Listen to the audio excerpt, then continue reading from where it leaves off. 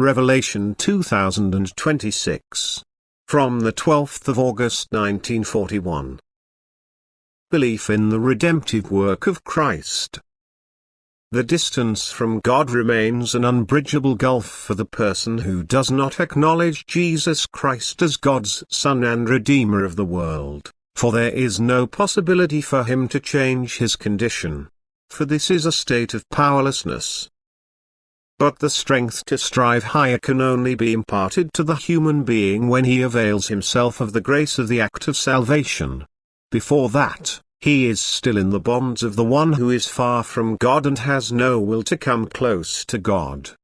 His power and influence over the human being is still too great for the human being alone to be able to escape it. And Jesus Christ died on the cross for all people who lacked the strength to detach themselves from the adversary, and thereby he acquired the grace for them.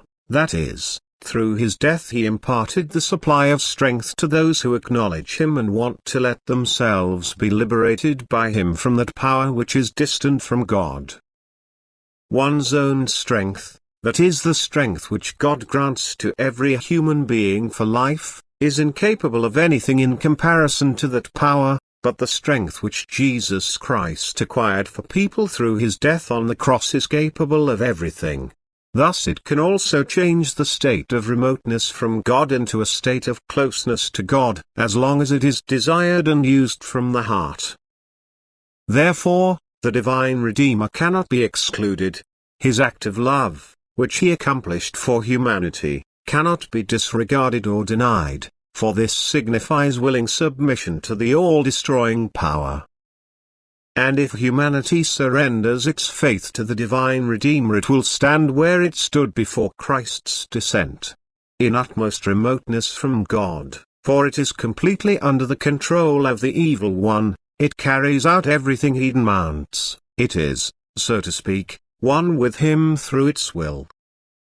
Jesus' sacrificial death on the cross was the means to bring help to enslaved humanity against its jailer.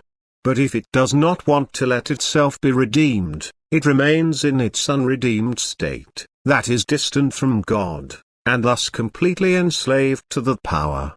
Without Jesus Christ and faith in his work of redemption, there is no freedom from the power of God's adversary, and the state of remoteness from God can never be changed.